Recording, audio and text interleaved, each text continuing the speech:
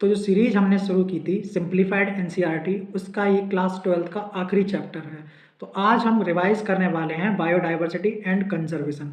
तो जो बच्चे मुझे पहली बार देख रहे हैं तो बता दूं कि हम पूरी एनसीईआरटी क्लास 12th को अच्छे से रिवाइज कर चुके हैं। जिन बच्चों ने वीडियोस को नहीं देखा है, प्लेलिस्ट में जाइए और वीडियोस के देखिए, बहुत अच्छे से आपको समझ में आ जाएगा। क्योंकि ये बुक जो है ये बोलचाल की भाषा में लिखी हुई है, सिंप्लीफाइड एनसीईआरटी। स्पेशली उन बच्चों के लिए बहुत ज़्यादा इंपॉर्टेंट है जिन्हें कि इंग्लिश भाषा में एनसीईआरटी नहीं समझ आती या फिर जो हिंदी मीडियम में बच्चे पढ़े लिखे हैं। ठीक है, तो आज हम शुरू करते हैं बायोडाइवर्सिटी एंड कंजर्वेशन। तो चलिए, यदि किसी दूसरी गैलेक्सी से एलियन आकर हमारे प्लेनेट अर्थ पर विजिट करे तो पहली चीज जो उसे रोमांचित और अचंभित करेगी वो जीवन की व्यापक डाइवर्सिटी होगी जिससे उसका सामना होगा। रिच बायोडाइवर्सिटी मानव को भी रोमांचित और अचंभित करती है। कॉमन मैन के लिए ये विश्वास करना मुश्किल होगा कि 20,000 स्पीसीज ऑर्किड की, 20,000 स्पीसीज से अधिक चींटियों की और 28,000 स्पीसीज मछलियों की और 3 लाख स्पीसीज बीटल्स की हैं। कुछ क्वेश्चंस पूछ के इकोलॉजिस्ट और एवोल्यूशनरी बायोलॉजिस्ट डाइवर्सिटी के महत्व को समझने की कोशिश कर रहे हैं, जैसे कि इतनी सारी स्पीसीज क्यों हैं। ठीक है, क्या इतनी ज़्यादा डाइवर्सिटी अर्थ के इतिहास में हमेशा थी? कैसे डाइवर्सिफिकेशन हुआ? कैसे और क्यों डाइवर्सिटी बायोस्फीयर के लिए आवश्यक है? यदि डाइवर्सिटी काफ़ी कम होगी तब क्या बायोस्फीयर कुछ अलग तरीके से काम करेगा, या फिर कैसे डाइवर्सिटी ऑफ लाइफ से ह्यूमन को क्या लाभ हो रहा है? बायोडाइवर्सिटी के बारे में आज हम पढ़ेंगे। हमारे बायोस्फीयर में इतनी विशाल डाइवर्सिटी या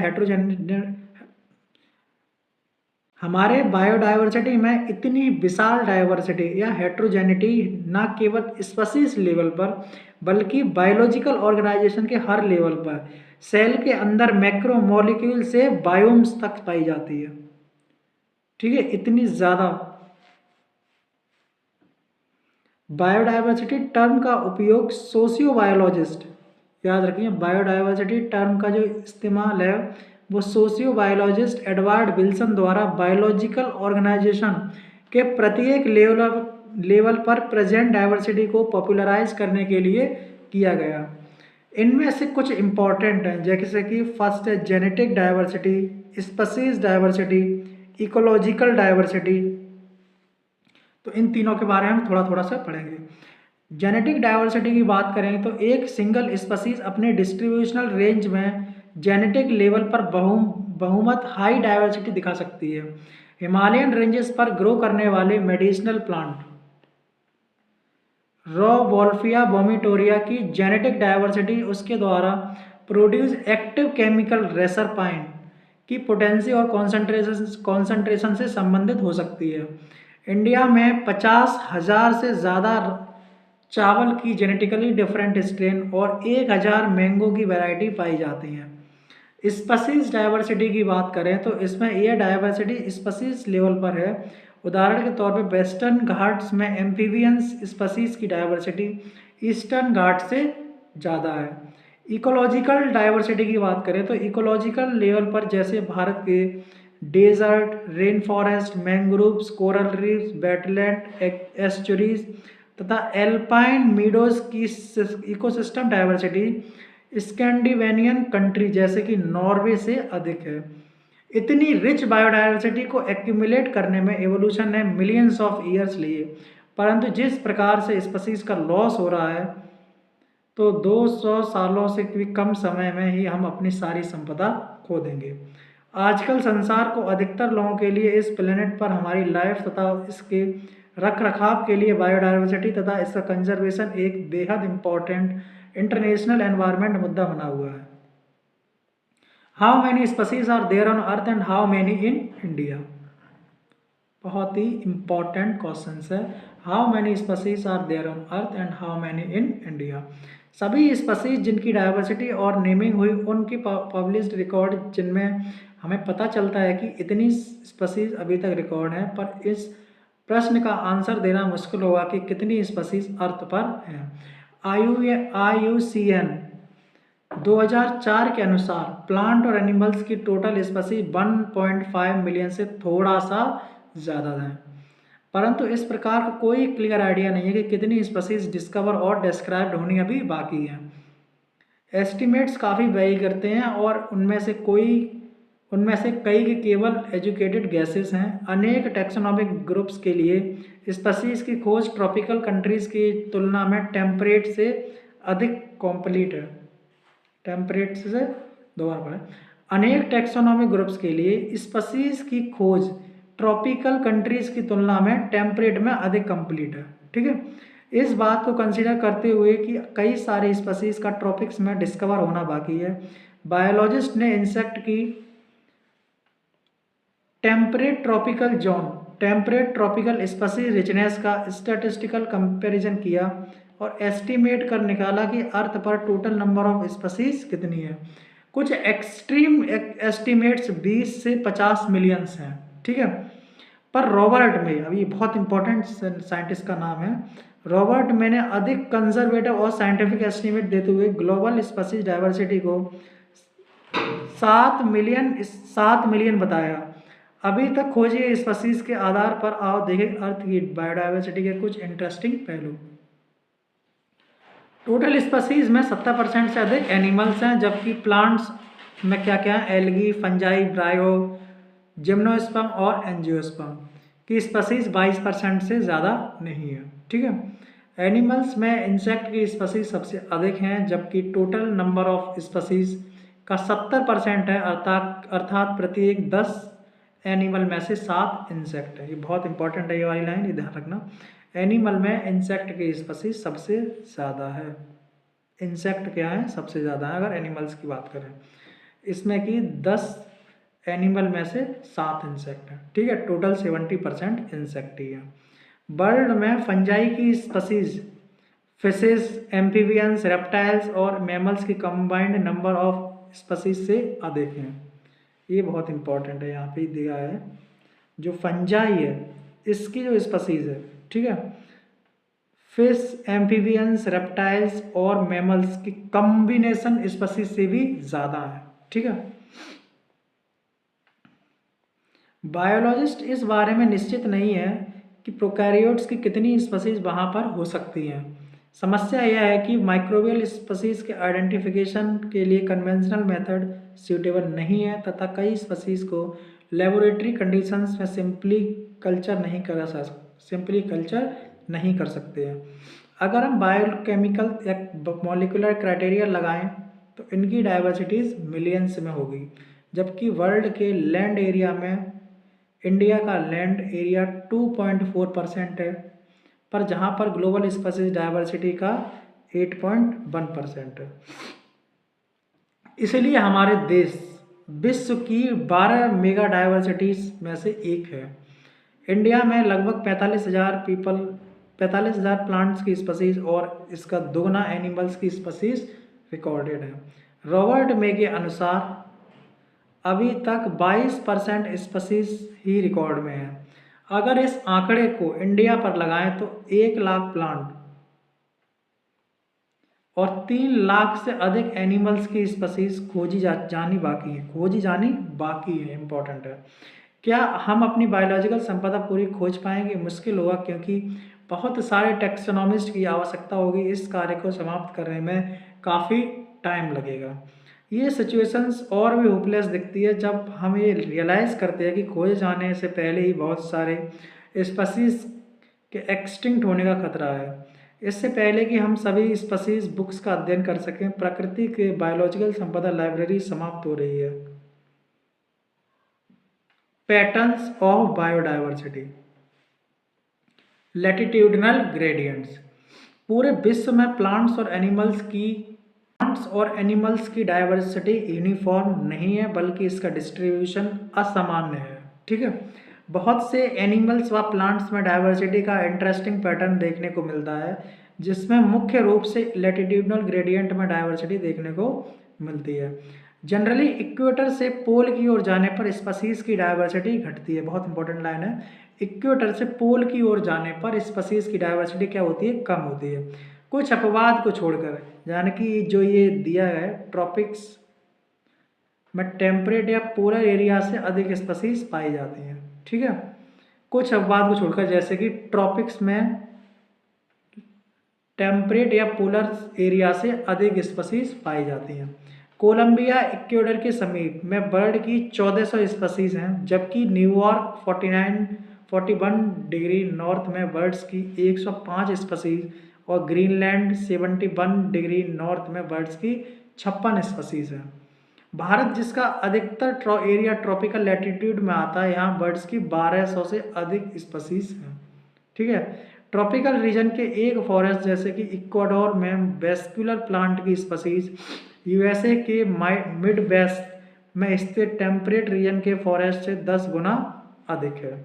साउथ अमेरिका के ट्रॉपिकल अमेजोनियन रेन फॉरेस्ट की बायोडायवर्सिटी पूरे पृथ्वी पर सबसे अधिक है। बहुत इंपॉर्टेंट है। साउथ अमेरिका की ट्रॉपिकल अमेजोन रेन फॉरेस्ट की बायोडायवर्सिटी पूरी पृथ्वी में सबसे ज़्यादा है। यहाँ 40,000 से अधिक प्लांट और 3,000 fishes, 1300 bird, 427 mammal, 427 amphibians, 378 reptiles और 1,25,000 से ज़्यादा इनवर्टिब्रेट्स की स्पीसीज है। कहाँ पे हैं? अमेजन रेन फॉरेस्ट में। ठीक है। वैज्ञानिकों का मानना है कि रेन फॉरेस्ट में अभी कम से कम 2 मिलियन इंसेक्ट की स्पीसीज की खोज तथा पहचान बाकी है। ठीक है। ट्रॉपिक्स में ऐसा एक स्पेशल है जिसके कारण हमें उसमें अधिक बायोलॉजिकल डाइवर्सिटी होती है। ट्रॉपिक्स से अधिक बायोडाइवर्सिटी को एक्सप्लेन करने के लिए इकोलॉजिस्ट और एवोल्यूशनरी बायोलॉजिस्ट ने कई हाइपोथेसिस दी। कुछ प्रमुख निम्न है। स्पेसिएशन सामान्यतः टाइम का फंक्शन है। डिफरेंट टेम्परेट रीजन में पास्ट से बार बार ग्लेशिएशन होता रहा, जबकि ट्रॉपिक रीजन लाखों वर्षों से अनडिस्टर्ब रहा। ठीक है। इसलिए ट्रॉपिक्स में स्पीसीज डाइवर्सिफिकेशन के लिए अधिक समय मिला। टेम्परेट के विरुद्ध ट्रॉपिकल एनवायरनमेंट कम सीजनल होते हैं, अर्थात अधिक कांस्टेंट तथा प्रिडिक्टेबल होता है। ये कांस्टेंट एनवायरनमेंट नीश स्पेशलाइजेशन को प्रमोट करता है, जिसके कारण स्पीसीज की डाइवर्सिटी बढ़ती है। ट्रॉपिक्स में सोलर एनर्जी अधिक अवेलेबल होती है, जिसमें प्रोडक्टिविटी बढ़ जाती है, फलस्वरूप डाइवर्सिटी भी बढ़ जाती है। Species area relationship. German naturalist और जियोग्राफर अलेक्जेंडर वॉन हम्बोल्ट ने साउथ अमेरिका के जंगलों के एक्सटेंसिव एक्सप्लोरेशन करते समय ऑब्जर्व किया कि एक लिमिट तक किसी एरिया की स्पीसीज रिचनेस एक्सप्लोर्ड एरिया के बढ़ाने से बढ़ सकती है। Species are relationship, note that on log scale the relationship becomes linear. ठीक है। स्पीसीज रिचनेस और टैक्सा जैसे angiosperms, plants, birds, bats, fresh water fishes की बायोडाइवर्सिटी के बीच का रिलेशन रेक्टेंगुलर हाइपरबोला होता है। लोगैरिथम स्केल पर यह रिलेशनशिप एक स्ट्रेट लाइन को दर्शाता है, जो कि निम्नलिखित इक्वेशन से डिस्क्राइब है। log s equal to log c plus z log a। s equal to species richness, a equal to area, z equal to slope of the line, regression coefficient, c equal to y intercept. Ecologist ने खोजा कि z की value 0.1 से 0.2 की range में होती है, बल्कि टेक्सोनॉमिक ग्रुप या रीजन कोई भी हो, जैसे कि ब्रिटेन के प्लांट्स या कैलिफोर्निया की बर्ड्स या न्यूयॉर्क के मॉलस्क, और स्लोप ऑफ रिग्रेशन अमेजिंगली एक ऐसी होती है। ठीक है। बहुत बड़े एरिया जैसे कि पूरे कॉन्टिनेंट्स में स्पीसीज एरिया रिलेशनशिप की लाइन का स्लोप अधिकतर स्टीपर यानी कि तिरछा होता है। z की वैल्यू 0.6 से 1.2 होगी। उदाहरण अलग अलग कॉन्टिनेंट्स के ट्रॉपिकल फॉरेस्ट की फ्रूगीवोरस बर्ड्स तथा मैमल्स का स्लोप 1.15 होता है। इस कॉन्टेक्स्ट में स्टीपर स्लोप का क्या अर्थ है? स्टीपर स्लोप का अर्थ है कि अब एरिया बढ़ाने के साथ स्पीसीज रिचनेस और तेजी से बढ़ेगी। ठीक है। The importance of the species diversity to the ecosystem की भैया जरूरी क्यों है? ठीक है। क्या किसी कम्युनिटी में स्पीसीज की संख्या इकोसिस्टम की फंक्शनिंग को वास्तविक में प्रभावित करती है? इकोलॉजिस्ट इस क्वेश्चन का सही आंसर नहीं दे पाए हैं। कई डिकेड्स तक इकोलॉजिस्ट मानते रहे कि जिस कम्युनिटी में अधिक स्पीसीज होती है वह इकोसिस्टम कम स्पीसीज वाली कम्युनिटी से अधिक स्टेबल होता है। एक बायोलॉजिकल कम्युनिटी के लिए एग्जैक्ट स्टेबिलिटी क्या है? बायोलॉजिकल कम्युनिटी के लिए स्टेबिलिटी का अर्थ है एक स्टेबल कम्युनिटी में साल दर साल प्रोडक्टिविटी में अधिक वेरिएशन नहीं होता। ठीक है, बायोलॉजिकल कम्युनिटी के लिए स्टेबिलिटी का अर्थ क्या है? एक स्टेबल कम्युनिटी में साल दर साल प्रोडक्टिविटी में अधिक जो चेंजेस वेरिएशन नहीं होता। ये ओकेजनल डिस्टर्बेंस यानी कि नेचुरल या मैनमेड के प्रति रेसिस्टेंट तथा रिसाइलेंट होती है। एलियन स्पीसीज के आक्रमण के प्रति भी रेसिस्टेंट होती है।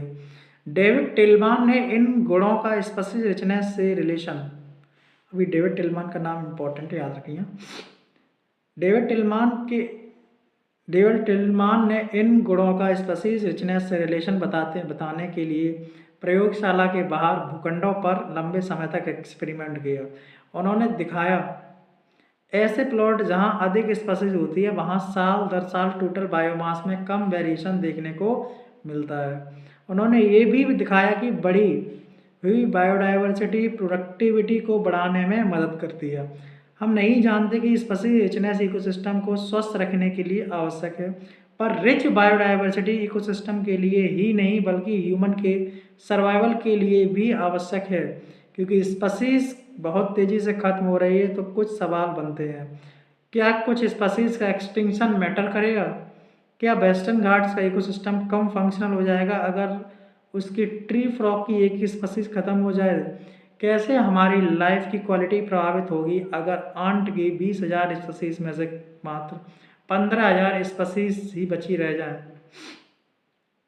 इन सवालों का कोई सीधा जवाब नहीं है, पर हम एक उचित सोच के लिए एक एनालॉजी रिवेट पॉपर हाइपोथेसिस का उपयोग कर सकते हैं समझने के लिए। देखो, स्टैनफोर्ड इकोलॉजिस्ट पॉल एरलिच ने रिवर्ट पॉपर हाइपोथेसिस दिया। क्या दिया? इनके अनुसार एक एयरप्लेन इकोसिस्टम के सभी पार्ट्स हजारों रिवेट स्पीसीज से जुड़े होते हैं। अगर हम एक पैसेंजर्स रिवेट निकाल कर घर ले जाएं, अर्थात स्पीसीज का एक्सटिंक्ट होना तो शुरुआत में फ्लाइट सेफ्टी को प्रभावित नहीं करेगा, अर्थात इकोसिस्टम के कार्य को, पर जैसे जैसे और रिवेट निकालेंगे प्लेन कुछ समय में भयानक रूप से वीक हो जाएगा। कौन सा रिवेट रिमूव करने में करेंगे ये भी क्रिटिकल बात है। सीट और विंडो के रिवेट के लॉस की तुलना में विंग्स के रिवेट के लॉस की स्टोन स्पीसीज का लॉस से फ्लाइट सेफ्टी का अधिक डर होगा। Loss of biodiversity, loss of biodiversity.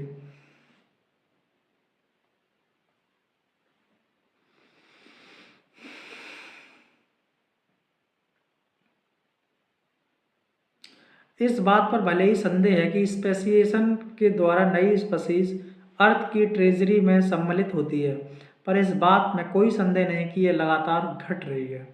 हमारे प्लेनेट के बायोलॉजिकल वेल्थ तेजी से घट रही है जिसका मुख्य कारण ह्यूमन की एक्टिविटीज़ है। ट्रॉपिकल पैसिफिक आइलैंड पर ह्यूमन के जाकर रहने से वहाँ बर्ड्स की 2000 से अधिक नेटिव बर्ड एक्सटिंक्ट हो गई। IUCN रेड लिस्ट 2004 के अनुसार पिछले 500 सालों में 786 स्पीसीज जिसमें कि 338 बर्ड्स थी, 359 इनवर्टिब्रेट्स और 87 प्लांट स्पीसीज एक्सटिंक्ट हो गई। कुछ रिसेंट एक्सटिंक्शन के उदाहरण जैसे कि डोडो मारिटोस, क्वागा अफ्रीका, थाइलोसीन ऑस्ट्रेलिया, स्टेलर सिकाओ रसिया तथा 3 सब स्पीसीज बाली जवान कैस्पियन टाइगर की एक्सटिंक्ट हो चुकी हैं। लास्ट के 20 साल अकेले ही 27 स्पीसीज को एक्सटिंक्शन के अवशेष हैं। लास्ट के 20 साल अकेले ही 27 सालों के एक्सटिंक्शन के अवशेष हैं। रिकॉर्ड के केयरफुल एनालिसिस करने से पता चलता है कि टैक्सॉन का एक्सटिंक्शन रैंडमली नहीं है। कुछ ग्रुप जैसे कि एम्फीबियन पर एक्सटिंक्ट होने का डर ज़्यादा है। इस भयानक कथा के संदर्भ में एक तथ्य ये भी है कि अभी भी 15,500 से भी ज़्यादा स्पीसीज पर लुप्त होने का खतरा मंडरा रहा है। अभी 12% बर्ड्स, 23% मैमल, 31% जिम्नोस्पर्म, 32% एम्फीबियंस की स्पीसीज एक्सटिंक्ट होने की कगार पर हैं। यदि अर्थ पर फॉसिल रिकॉर्ड के द्वारा लाइफ की हिस्ट्री देखें तो मानव की उत्पत्ति से पहले भी बहुत लार्ज स्केल में एक्सटिंक्ट स्पीशीज हुई हैं। लाइफ की उत्पत्ति और diversification more than 3 billion years से अब तक 5 बार मास एक्सटिंक्शन हो चुका है। ठीक है, इस समय 6 एक्सटिंक्शन प्रगति पर है। ये पहले वालों से किस प्रकार से भिन्न है? अंतर केवल रेट का है। करंट एक्सटिंक्शन रेट पहले की तुलना में 100 से 1000 गुना अधिक तेजी से है। ठीक है, इस फास्ट रेट के लिए हमारी एक्टिविटीज जिम्मेदार हैं। इकोलॉजिस्ट चेतावनी दे रहे हैं कि अगर ऐसे ही एक्सटिंक्शन चलता रहा तो अगले 100 सालों में आधी स्पीशीज समाप्त हो जाएगी। सामान्यतः किसी क्षेत्र की बायोडाइवर्सिटी के हानि के कारण प्लांट प्रोडक्शन में कमी आती है। एनवायरनमेंट के डिस्टर्बेंस जैसे सूख से रेसिस्टेंस में कमी आती है। इकोसिस्टम प्रोसेसेस में वेरिएबिलिटी बढ़ जाती है, जैसे प्लांट प्रोडक्टिविटी, वाटर यूज में और पेस्ट तथा डिजीज की cycle. Causes of biodiversity loss, भैया कारण क्या है? सब कुछ तो जान लिया, पर ये तो बताओ कि ये सब हो क्यों रहा है ड्रामेबाजी, है ना, कि कारण क्या है। तो चलो कारणों के बारे में बात करते हैं। विश्व में बहुत तेजी से स्पीशीज के एक्सटिंक्शन होने के बहुत कारण मानव की एक्टिविटीज हैं। इसके 4 प्रमुख कारण हैं जिन्हें हम ईवल क्वार्टेट कहते हैं। Habitat loss and fragmentation, over exploitation, alien species invasion and last is biodiversity conservation, जिसमें कि हम पढ़ेंगे नैरोली यूटिलिटेरियन, ब्रॉड यूटिलिटेरियन और एथिकल आर्ग्यूमेंट। उसके बाद how to be conserve biodiversity, जिसमें कि इन सितु कंजर्वेशन और एक्स सितु कंजर्वेशन। ठीक है, तो स्टार्ट करते हैं। हाँ, इसके जो 3-4 टाइप थे, एक habitat loss of fragmentation, over exploitation, alien species और को एक्सटिंक्शन। तो हैबिटाट लॉस ऑफ फ्रेगमेंटेशन की बात करें तो ये प्लांट और एनिमल के एक्सटिंक्शन का बहुत ज़्यादा इम्पॉर्टेंट कारण है। हैबिटेट लॉस का इसका मोस्ट ड्रामेटिक एग्जाम्पल है। ठीक है, एक समय ट्रॉपिकल रेन फॉरेस्ट अर्थ के लैंड एरिया में 14% भाग कवर करता था, जो अब कट के 6% रह गया है। ये इतनी तेज़ी से खत्म हो रहे हैं कि चैप्टर को फिनिश करते करते 1000 हेक्टेयर और अधिक रेन फॉरेस्ट समाप्त हो चुके होंगे। अमेजन रेन फॉरेस्ट ये इतने बड़े हैं कि इन्हें lungs of planet, Amazon rain forest को लंग्स ऑफ प्लैनेट कहा जाता है। इनमें संभवतः करोड़ों स्पीशीज निवास करती हैं। इस फॉरेस्ट को सोयाबीन कल्टीवेशन के लिए तथा जानवरों के चारागाहों के लिए काटकर साफ कर दिया गया है। टोटल लॉस के अलावा पॉल्यूशन के कारण भी कई हैबिटाट या डिग्रेडेशन हुआ, जिसके कारण से कई स्पीशीज के जीवन को भय बना हुआ है। ह्यूमन एक्टिविटीज से जब हैबिटाट छोटे छोटे फ्रेगमेंटेशन में टूटते हैं तब बड़ी टेरिटरीज चाहने वाले मैमल्स और बर्ड्स तक माइग्रेशन करने वाले बुरी तरह प्रभावित होते हैं, जिसके फलस्वरूप इनकी इसकी पॉपुलेशन में काफ़ी कमी आ जाती है। Second point is over exploitation. Human हमेशा से खाने और रहने के लिए नेचर पर डिपेंड रहा है, परंतु जब नीड लालच में बदल जाती है तब हम नेचुरल रिसोर्सेज को ओवर एक्सप्लॉयटेशन करने लगते हैं। पिछले 500 वर्षों में ह्यूमन के ओवर एक्सप्लॉयटेशन के कारण स्पीशीज एक्सटिंक्ट हो चुकी, जैसे कि स्टेलर सी काव, पैसेंजर पिजन। आज काफ़ी अधिक मात्रा में हार्वेस्टिंग के कारण से मैरीन फिश की संख्या कम होती जा रही है, जिसके कारण कॉमर्शियली इम्पोर्टेंट स्पीशीज एक्सटिंक्ट होने पर संकट है। Third point is alien species and fourth is को एक्सटिंक्शन। जब एलियन स्पीशीज को किसी उद्देश्य या बिना उद्देश्य के कहीं इंट्रोड्यूस करते हैं तो उनमें से कुछ आक्रमणकारी हो जाती हैं, जो कि इंडिजिनस स्पीशीज में कमी या समाप्त हो जाने के कारण बन जाती हैं। ईस्ट अफ्रीका की लेक विक्टोरिया में नील पर्च को इंट्रोड्यूस करने से चिचलिड स्पीशीज की 200 स्पीशीज एक्सटिंक्ट हो गई।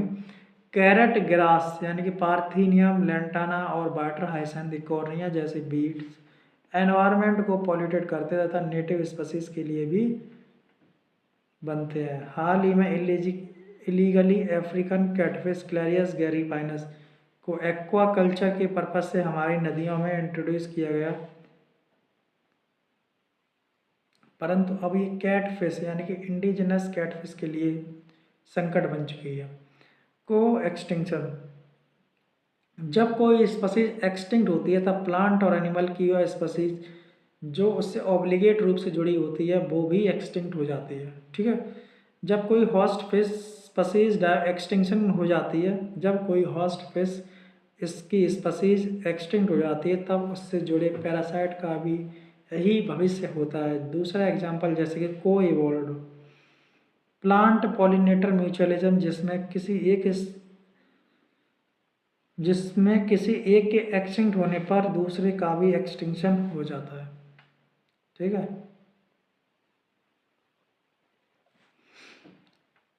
और अंतिम टॉपिक जो है हमारा biodiversity conservation. Why should be conserve biodiversity? इसके कई रीजन्स हैं, कुछ सार्थक हैं और कुछ कम सार्थक, परंतु सब इक्वली इम्पॉर्टेंट है। जैसे कि हम इसे 3 कैटेगरीज में बांट सकते हैं।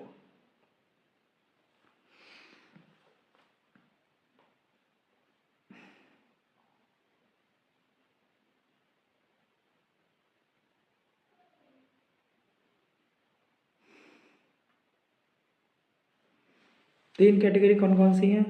नैरोली, ब्रॉड और एथिकल। ठीक,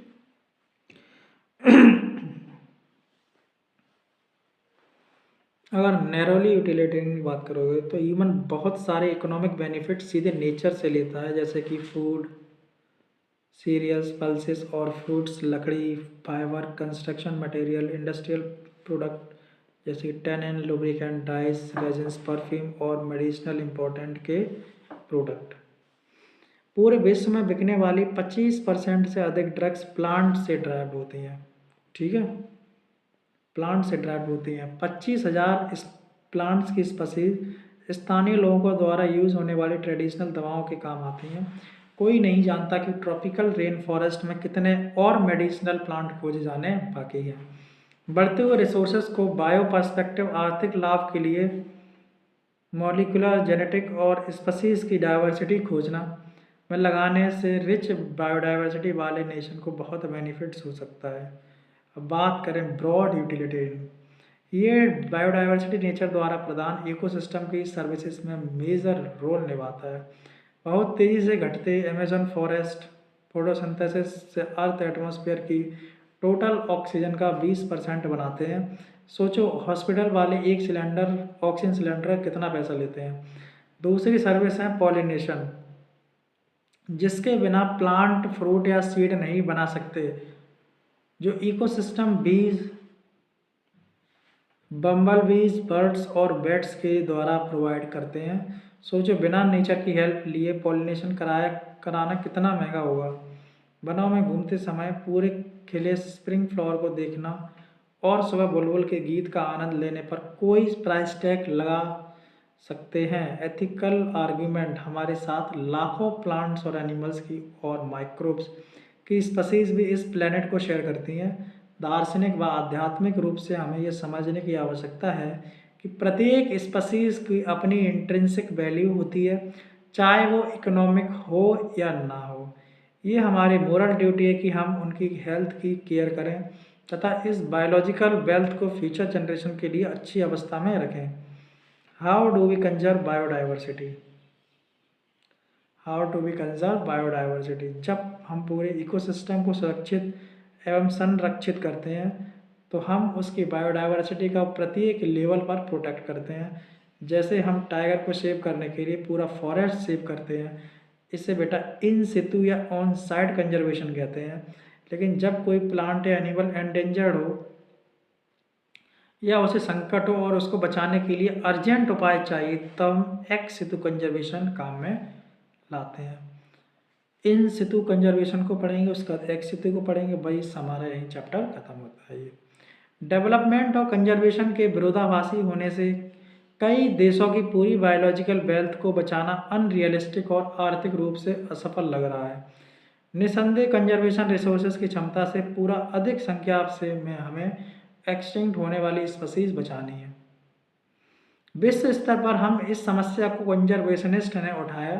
कुछ बायोडाइवर्सिटी हॉटस्पॉट जहाँ स्पीसीज रिचनेस हो, जहाँ एंडेमिज्म का स्तर अधिक हो, अर्थात वो स्पीसीज केवल उसी जगह पाई जाती हो, वहाँ मैक्सिमम प्रोटेक्शन की आवश्यकता होती है।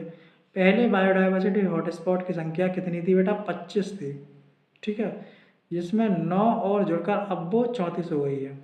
हॉटस्पॉट वो रीजन है जहाँ हैबिटाट लॉस बहुत तेज़ी से हो रहा है। भारत के 3 हॉटस्पॉट हैं जहाँ एक्सेप्शनली बायोडाइवर्सिटी बहुत अधिक है: western Ghats and Sri Lanka, Indo Burma और हिमालय। हॉटस्पॉट अर्थ के टोटल लैंड एरिया का 2% भाग से कम कम भाग कवर करते हैं, जबकि यहाँ स्पीसीज की रिचनेस बहुत अधिक है। हॉटस्पॉट अर्थ के टोटल लैंड एरिया का 2% से भी कम भाग कवर करते हैं, जबकि यहाँ स्पीसीज की रिचनेस बहुत अधिक है। इन हॉटस्पॉट को कड़ी प्रोटेक्शन देकर हम मास एक्सटिंक्शन को लगभग 30% तक रोक सकते हैं, ठीक है, मास एक्सटिंक्शन को 30% तक रोक सकते हैं। बायोस्फीयर रिजर्व्स, नेशनल पार्क और सेंचुरीज के रूप में लीगली बायोडाइवर्सिटी रिच रीजन को भारत में बचाया जा रहा है। भारत में 14 biosphere reserve, 90 national park, 448 wild life sanctuaries हैं। भारत का धार्मिक और कल्चरल ट्रेडिशन का इतिहास भी नेचर के बचाव पर फोकस करता है। कई कल्चर में फॉरेस्ट, ट्रीज और वाइल्ड लाइफ को पूरी प्रोटेक्शन दी जाती है। ऐसे स्केल्ड ग्रुप्स खासी तथा जैंसिया की हिल्स, राजस्थान की अरावली हिल्स, कर्नाटका और महाराष्ट्र की वेस्टर्न घाट और मध्य प्रदेश के सरगुजा, चंदा तथा बस्तर में पाए जाते हैं। कई सारे रेयर थ्रेटेंड प्लांट्स के लिए मेघालय में सेक्रेड ग्रुप्स अंतिम शरण स्थल की तरह है। एक्स सेतु कंजर्वेशन, इसमें थ्रेटेंड एनिमल्स या प्लांट को प्रोटेक्शन और स्पेशल केयर देने के लिए उसके लिए नेचुरल हैबिटेट से बाहर निकालकर स्पेशल सेटिंग में रखा जाता है, जैसे कि बेटा जूलॉजिकल पार्क्स, बोटानिकल गार्डन्स और वाइल्ड लाइफ सफारी पार्क्स। कई एनिमल जंगलों से तो एक्सटिंक्ट हो जाते हैं, परंतु जूलॉजिकल पार्क्स में लगातार मेंटेन रहते हैं, ठीक है। आजकल एक्स सेतु कंजर्वेशन ऑर्गेनिजम्स को संरक्षण में रखने के साथ साथ और भी एडवांस हो गया है। आज क्रायो प्रिजर्वेशन टेक्निक से थ्रेटेंड स्पीसीज के गैमीट्स को लॉन्गर पीरियड तक वायबल और फर्टाइल कंडीशंस में रखा जा सकता है। एग्स को इन विट्रो फर्टिलाइज कर सकते हैं और टिश्यू कल्चर मेथड द्वारा प्लांट्स को प्रोपेगेट कर सकते हैं। कॉमर्शियली इम्पॉर्टेंट प्लांट्स के अलग अलग जेनेटिक स्ट्रेन्स के सीड्स लंबे समय तक सीड बैंक्स में रख सकते हैं, ठीक है। बायोडाइवर्सिटी की कोई पॉलिटिकल बाउंड्री नहीं होती। इसका कंजर्वेशन सभी देशों की सामूहिक रिस्पॉन्सिबिलिटी है। बायोडाइवर्सिटी को बचाकर उसका सही उपयोग करने के लिए सभी देशों ने 1992 में रियो डी जेनेरियो में biological diversity the earth summit पर ऐतिहासिक बैठक की। इस कड़ी में 2002 में Johannesburg south Africa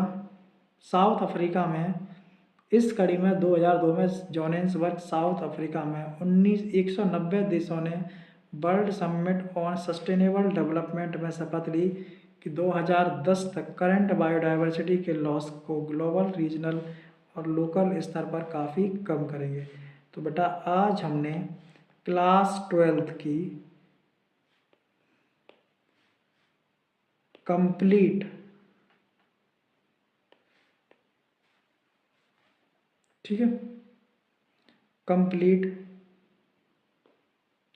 simplified NCERT